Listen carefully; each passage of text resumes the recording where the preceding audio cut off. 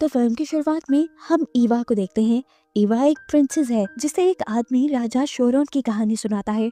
उनके पास एक जादुई ताज था जिससे वो कुछ भी कर सकते थे। वो ताज सबकी ख्वाहिशें पूरी करता था और सब उसे पाना चाहते थे। उन्हीं लोगों में था एक जफर नाम का जादूगर जो राजा को मारकर वो ताज लेना चाहता था, लेकिन राजा का जादू इतना ज्यादा ताकतवर था कि जफर राजा को अपने जादू से मार नहीं पाता और ना ही उनका ताज ले पाता है। इसलिए गुस्से में अब वो राजा को श्राप यानी कर्ज दे देता है कि तुम हजारों सालों तक अकेले रहोगे और तुम्हें देखने वाला हर आदमी पत्थर का हो जाएगा। ईवा को इस सब पे यकीन नहीं था। तब उस आदमी ने कहा, नहीं प्रिंसेस, ये सारी बातें सच हैं और राजा शेरोन के जादुई ताज की मदद से आप अपने डैड को भी ठीक कर सकते हैं जो काफी अरसे से बहुत ज्यादा बीमार थे। सीन कट होकर अब हमें एक मार्टिन नामी आदमी को दिखाया जाता है। वो अंधा है, देख नहीं सकता, लेकिन बहुत अच्छा लोहार है। राजा के सभी सिपाहियों के हथियार वो खुद बनाता है। अभी वो हथियार ही बना रहा था कि एक आदमी ने आकर उससे पूछा, क्या राजा किसी जंग की तैयारी कर रहे हैं? तभी मार्टिन की मॉम यहाँ आई और बोली, नहीं, राजा तो बीमार है। राजा का सलाहकार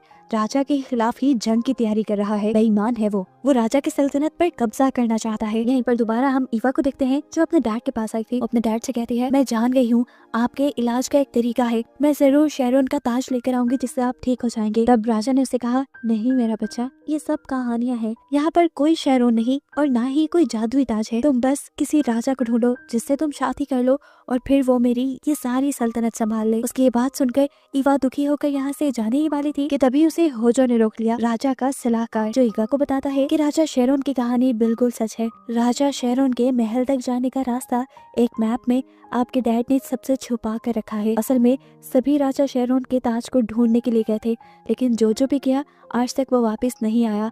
इसीलिए अब राजा डरते हैं कि वहाँ कोई न जाए, लेकिन अगर आपके भाई होते तो वो जरूर राजा के लिए ये खतरा मोल ले लेते।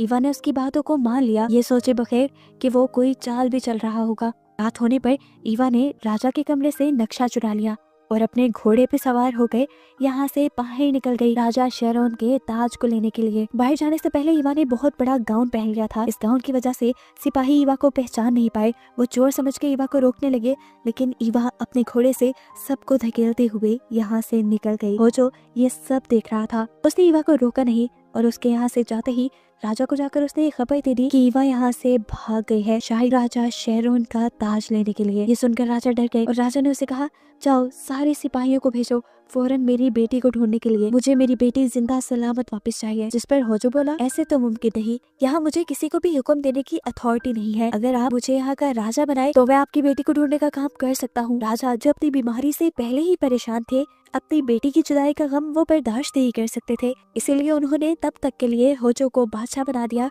जब तक शहजादी यानी ईवा वापस लौट कर नहीं आती। ये सुनकर होजो बहुत ज्यादा खुश हो गया क्योंकि उसका प्लान सही से काम कर गया था। वैसे भी राजा शेरोन के महल से आज तक कोई वापस नहीं आया था। वो ईवा को तलाश करवाने के लिए भी किसी को नहीं भेजता क्योंकि अब उसे ईवा की जरूरत ही नहीं थी। होजो अब अपने कमरे में जाकर अपने जादुई शीशे में किसी से बात करता है, जिससे उसने बताया कि अब राजा ने मुझे यहाँ का नया राजा बना दिया है। मैं जल्द ही यहाँ की दूसरी सल्तनतों पर भी हमला करके उन सबको भी अपना बना लूंगा और फिर पूरी दुनिया पे राज करूंगा। देखना, राजकुमारी राजा शेरोन के महल जा रही है, वो तुम्हारे करीब से होकर गुजरेगी, उसे कभी वापस आने के लायक मत छोड़ना। उनकी ये बात खत्म हो जाती है और दूसरी तरफ हमें दोबारा मार्टिन को दिखाया जाता है जो इस वक्त जंगल में था। अंधा होने के बावजूद भी वो बड़े अच्छे से सारे काम कर रहा था और अब वो एक क्रिसमस ट्री लेकर घर आता है जहाँ उसकी मॉम उसे डांटती भी है, तुम क्यों रोज रोज इतने खतरों में चले जाते हो। तब मार्टिन कहता है, मॉम आप फिक्र ही ना किया करें, मैं सारे काम कर सकता हूँ। बेशक मेरी आंखें नहीं, लेकिन मेरी बाकी सब सेंसेस ज्यादा काम करती हैं। वो क्रिसमस ट्री लेकर आया था क्योंकि आने वाले दिनों में क्रिसमस आने वाला था और वो इस ट्री को खुद सजाना चाहता था। अभी ये लोग बात ही कर रहे थे कि दिखाया गया कि ईवा भी इनके शहर में पहुंच गई। ईवा को अपनी पुरानी तलवार की धार लगवानी थी। जब उसने लोगों से किसी लोहार के बारे में पूछा तो लोग उसे मार्टिन के घर ले गए। मार्टिन उसके करीब जाता है और उससे पूछता है, मैं आपकी क्या मदद कर सकता हूँ। ईवा कहती है, मुझे अपनी तलवार की धार लगवानी है और अपने घोड़े की नाल भी डलवानी है। मार्टिन ने कहा, जब तक मैं ये सब करूँ आप मेरी मॉम के पास ठहर सकती हैं। ईवा उसकी बात मानते हुए उसके घर का दरवाजा नॉक करने लगी। वो औरत जैसे ही बाहर निकली तो खुशी से हाँप गई। वो ईवा को पहचान गई थी। एक प्रिंसेस को अपने घर देखकर वो इतना कंफ्यूज हो गई कि उसे समझ नहीं आया क्या करे। उसने प्रिंसेस को अपने घर पर बिठाया और अपने घर पर बनी हर चीज उसके सामने रख दी। ये लोग बातें करने लगे। कुछ ही देर में मार्टिन उसकी तेज हुई तलवार उसके पास ले आया और यहाँ बातों ही बातों में ईवा ने इन दोनों को बताया कि वो शेरोन के महल की तरफ जा रही है। ये सुनकर मार्टिन की मॉम बहुत ज्यादा डर गई और बोली, आप इतना खतरा मोल क्यों ले रही हैं? आज तक कोई भी वहाँ से नहीं बच के आया। जिस पर ईवा ने कहा कि मुझे अपने डैड को किसी भी हाल में ठीक करना है और ये खतरनाक कदम अब मुझे उठाना ही होगा। मार्टिन की मॉम जानती थी कि ईवा उसकी बात नहीं मानेगी, तो तब उसने ईवा से कहा कि आप आज रात यहीं पर गुजार लें, रात को इतना खतरनाक सफर ना करें, सुबह होने पर अपना सफर कंटिन्यू कर लीजिएगा। उसके कहने पर ईवा सोने के लिए चली गई और कुछ देर बाद मार्टिन ने अपनी मॉम से कहा, मॉम मैं भी प्रिंसेस ईवा के साथ जाऊंगा। ये सुनकर उसकी मॉम ने कहा, बेवकूफ तो नहीं हो गए, इतने खतरे में मैं तुम्हें नहीं जाने दूंगी। तब मार्टिन ने कहा, मॉम हम प्रिंसेस को भी अकेले जाने तो नहीं दे सकते ना। मार्टिन को जिद करता देखकर उसकी मॉम को कुछ समझ नहीं आई और उन्होंने मार्टिन की चाय में सोने की दवाई मिलाकर उसे पिला दी। सुबह देर से मार्टिन की आंख खुली और जब उसने अपनी मॉम से ईवा के बारे में पूछा तो उसे पता चला कि ईवा तो सुबह होते ही निकल गई थी। मार्टिन को शक हो गया था कि उसकी मॉम ने ही उसके साथ की चाल चली है। अब यहाँ करीब उसे प्रिंसेस की खुशबू आ रही थी। खुशबू का पीछा करते हुए वो एक जगह पर पहुंचा तो वहाँ प्रिंसेस का रुमाल था। वो जब रुमाल पकड़े बैठा था तो तब उसकी मॉम ने कहा, मार्टिन क्या आज तुम्हें कोई काम नहीं करना? ऐसे क्यों बैठे हो? अपनी मॉम की बात सुनते हुए वो लकड़ियाँ काटने लगा, लेकिन उसे ऐसा एहसास हो रहा था कि जैसे प्रिंसेस का घोड़ा या प्रिंसेस करीब ही है। उसकी सोच बिल्कुल ठीक थी। कुछ ही सेकंड्स में प्रिंसेस का घोड़ा यहाँ आ गया, जिसे देखकर मार्टिन समझ गया कि जरूर प्रिंसेस किसी खतरे में है। तभी घोड़ा अकेला वापस आया है। भागकर वो घर के अंदर गया और उसने कपड़े पहन लिए। उसने प्रिंसेस को बचाने का फैसला कर लिया था। पहले तो उसे उसकी मॉम ने रोकने की कोशिश की, लेकिन फिर उसका अटल फैसला देखते हुए उन्होंने उसकी बचाव के लिए एक कुल्हाड़ी उसे दी और साथ ही उसे खाने का कुछ सामान भी दिया। और फिर मार्टिन चला गया प्रिंसेस को बचाने के लिए। घने जंगलों से होता हुआ आखिर वो उस एरिया में पहुंच ही गया था जहां से आगे वो लंबी पहाड़ियां शुरू होती थी, जिसके पीछे था शेरोन का महल। ये घोड़ा अब आगे नहीं जा रहा था। तब उसे अपनी मॉम की बात याद आई कि वो जगह इतनी खतरनाक है कि वहाँ जानवर भी जाने से डरते हैं। अब वो समझ गया था कि ये घोड़ा आगे नहीं जाएगा।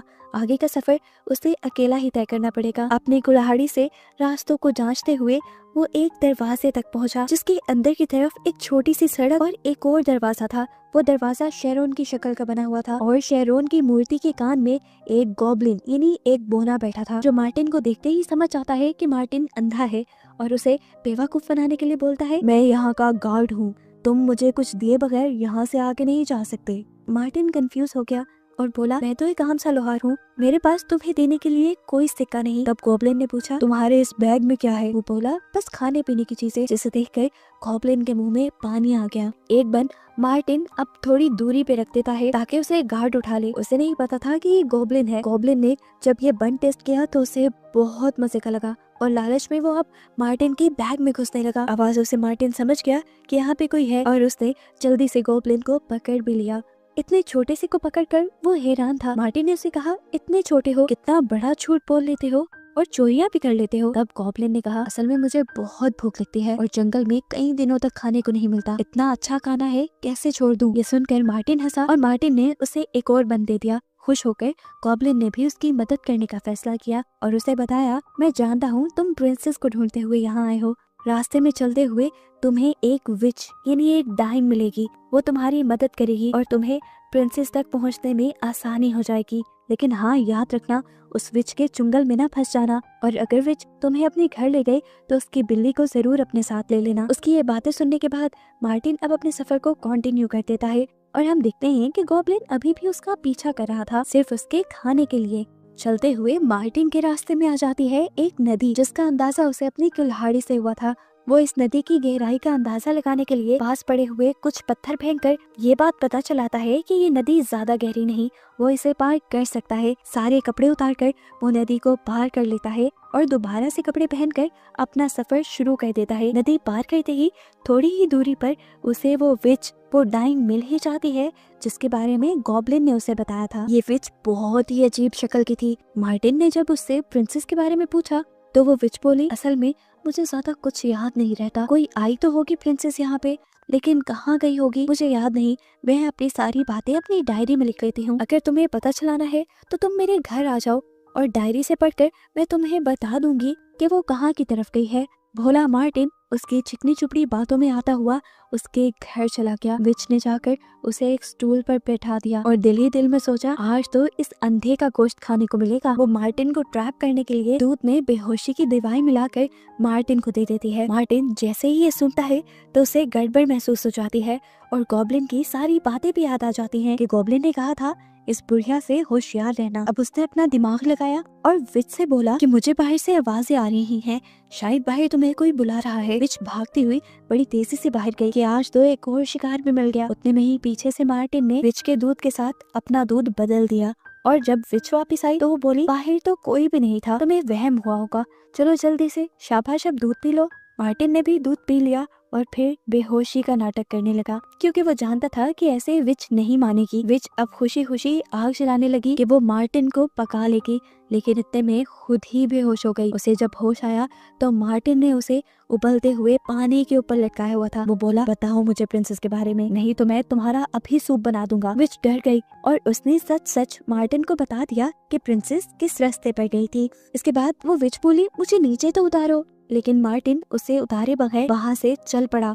मार्टिन अब आगे की तरफ बढ़ने लगा। रास्ते में मुश्किलें अब बढ़ती जा रही थी। ये पहाड़ियाँ तो हर कदम पे मुश्किलें लेकर आ रही थी। एक तो ऊंचाई में ये पहाड़ी थी। मार्टिन को ऊपर की तरफ चढ़ते हुए बहुत मसला हो रहा था। अब यहाँ गॉब्लिन उसकी मदद करने के लिए बोला, जिस पहाड़ी पे तुम चढ़ रहे हो ना, ये बहुत पतली है, अगर तुम गिर गए तो फंस जाओगे, निकलना आसान नहीं होगा। पर मार्टिन हिम्मत करता रहा। कुल्हाड़ी से ऊपर की ऊंचाइयों का अंदाजा लगाते हुए वो ऊपर की तरफ चढ़ता रहा। पीछे से विच ने भी पास पड़ी एक कुल्हाड़ी को उठाया और अपनी रस्सी को तुड़वा कर आजाद हो गई। उसने फौरन शीशे में किसी से बात करना शुरू की। यह और कोई नहीं बल्कि होजो ही था, जिसे उसने बताया कि मुझे लगता है अब तुम्हारा कर्ज टूट जाएगा। होजो बोला, क्या बकवास कर रही हो, तुम जानती हो वो कर्ज मैंने ही दिया है।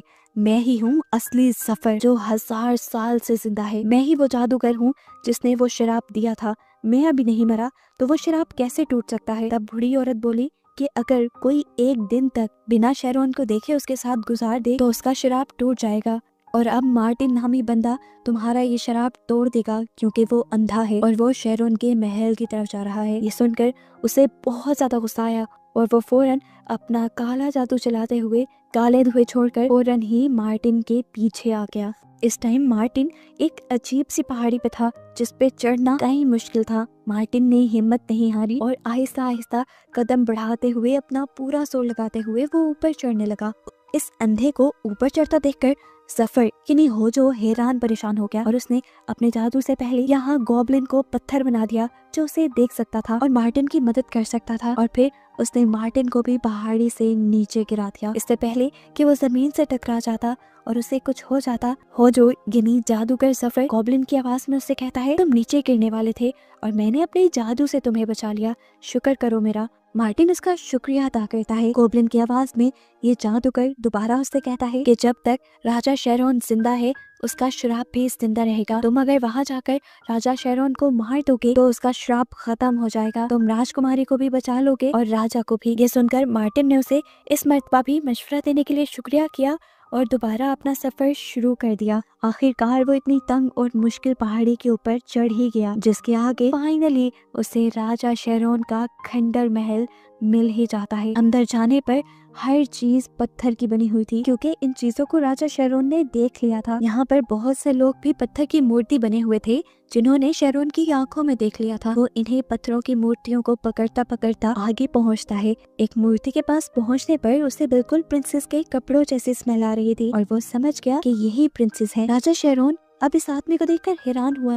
वो कई मर्तबा राजा शेरोन की तरफ मुंह कर चुका था और राजा उसे देख भी चुका था, लेकिन फिर भी वो पत्थर का नहीं बना। दुखी शेरोन हैरान होकर उससे पूछता है, तुम पत्थर के क्यों नहीं बने अभी तक? मार्टिन बताता है, क्योंकि मैं अंधा हूँ, तुम्हें देख नहीं सकता। मैं यहाँ पर तुम्हारा श्राप तोड़ने के लिए आया। शेरोन भी 1000 साल से इस तन्हा लाइफ से तंग आ चुका था। उसने मार्टिन से पूछा, तुम्हारे पास कौन सा रास्ता है शराब तोड़ने का? तब मार्टिन ने बताया कि मुझे एक गॉब्लिन से पता चला है कि आपको अगर मार दिया जाए तो आपका श्राप टूट जाएगा। अपनी जिंदगी से तंग शेरोन ने उसके सामने घुटने टेक दिए और उसे कहा, मार तो मुझे, अगर इसमें ही सबकी भलाई है तो मार दो। मैंने आज तक किसी के साथ कुछ बुरा नहीं किया, लेकिन फिर भी अगर इस चीज की मुझे सजा मिलती है तो दो मुझे सजा।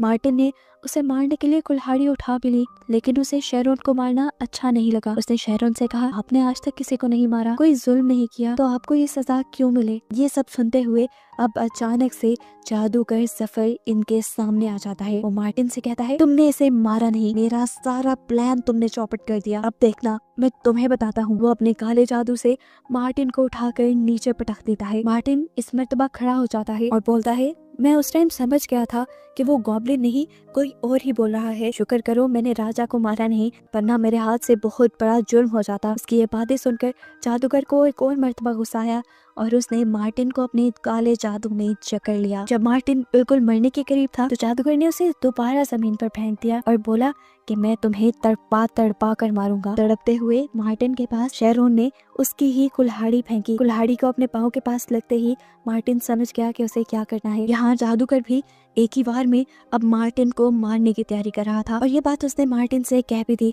इससे पहले कि वो अपना जादू करता और मार्टिन को मार देता। एकदम से मार्टिन कुल्हाड़ी उठाकर घुमाते हुए उसके सीने में फेंक देता है, जिससे सफर का काला जादू यहीं पर भस्म होने लग जाता है। इसके बाद करीब जाकर मार्टिन उसके सीने से जैसे ही कुल्हाड़ी निकालता है तो जादूगर मर जाता है और काला धुआं चारों तरफ फैल जाता है। उसकी बॉडी भी काले धुएं में मिल जाती है और यहाँ पर एक छोटा सा चूहा रह जाता है जो यहाँ से भागने की कोशिश कर रहा था। लेकिन तभी मार्टिन की बिल्ली जो मार्टिन विच के घर से लेकर आया था वो उस चूहे को पकड़कर खा जाती है और ऐसे सफर का सारा किस्सा तमाम हो जाता है। राजा शेरोन के ऊपर से उसका श्राप यानी कर्ज भी टूट जाता है और यहाँ पत्थर के सभी बने लोग भी आजाद हो जाते हैं, नॉर्मल हो जाते हैं। मार्टिन की ये बहादुरी देखकर शेरोन बहुत खुश था। 1000 साल बाद वो आजाद हुआ था और इसकी वजह सिर्फ मार्टिन की बहादुरी थी। उसने मार्टिन से पूछा, बताओ तुम्हारी क्या ख्वाहिश है, मैं अभी पूरी कर देता हूँ। मार्टिन बोला, मैं सिर्फ यहाँ प्रिंसेस ईवा को बचाने आया था, इसके अलावा कुछ नहीं। शेरोन को उसकी खुददारी भी पसंद आई और वो बोला, मैं जानता हूँ तुम खुद कुछ नहीं मांगोगे, लेकिन मुझे पता है इस टाइम तुम्हें किस चीज की सबसे ज्यादा जरूरत है। वो यहाँ मार्टिन को उसकी आंखों की रोशनी दे देता है। मार्टिन पहली मर्तबा ये सारी दुनिया देख रहा था और बहुत ज्यादा खुश था। ये लोग अब जाने ही वाले थे, लेकिन तभी शेरोन ने उसे कहा, रुको, मैं अब बूढ़ा हो गया हूँ, जल्द ही मर जाऊंगा, मेरी सल्तनत अकेली रह जाएगी, इसीलिए आज से मैं तुम्हें और प्रिंसेस ईवा को यहाँ का राजा और रानी बनाता हूँ, अपनी सल्तनत तुम्हारे हाथ में देता हूँ। ये फैसला सुनकर सभी बहुत ज्यादा खुश हो जाते हैं और ये दोनों शेरोन से वादा करते हैं कि जल्द ही ये लोग अपने घर वालों से मिलकर यहाँ वापस आ जाएंगे और ये सब कुछ संभाल लेंगे। यहाँ पर ईवा भी शेरोन से अपने डैड को ठीक करने की विश मांगती है और शेरोन उसकी भी विश पूरी कर देता है, जिसके बाद वो इन दोनों को इनके घर के करीब छोड़ देता है। ये लोग जब घर वापस आए तो यहाँ पे सब कुछ पहले जैसा हो गया था। राजा ने ठीक होकर अपना सारा निजाम संभाल लिया था, सभी अमन में थे और खुश थे। ये देखकर प्रिंसेस ईवा भी खुश हुई और उसके डैड भी उसे देखकर फख्र करने लगे। आखिर में दिखाया गया कि मार्टिन और प्रिंसेस ईवा की शादी हो गई, जिसके बाद वो शेरोन की हुकूमत संभालने लगे और इस तरह इस कहानी की हैप्पी एंडिंग हुई।